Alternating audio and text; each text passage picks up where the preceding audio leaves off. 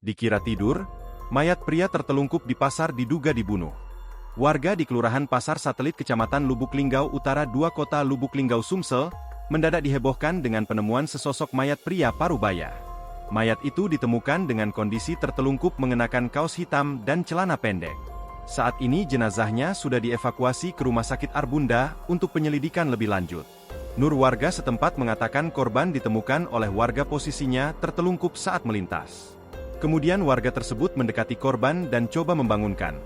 Namun didekati ternyata korban sudah meninggal dunia.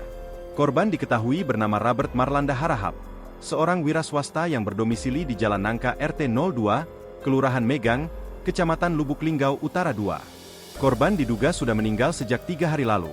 Hal itu berdasarkan hasil visum rumah sakit, ungkap Suwarno saat dihubungi tribunsumsel.com, Selasa, 1 Maret 2025. Suwarno mengungkapkan kejadian diduga korban ada indikasi kasus pembunuhan. Hal itu berdasarkan hasil visum sementara oleh dokter Rumah Sakit Siti Aisyah. Namun, untuk luka benda tajam tidak ditemukan, hanya ditemukan adanya bekas benda tumpul di tubuh korban, tapi sudah samar-samar. Menurut Suwarno, sampai saat ini pihaknya masih melakukan penyidikan lebih lanjut.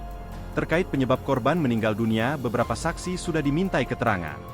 Bahkan polisi menduga korban merupakan korban pembunuhan, dan ada indikasi korban setelah dibunuh dibuang di tempat tersebut. Download Tribun X sekarang, menghadirkan lokal menjadi Indonesia.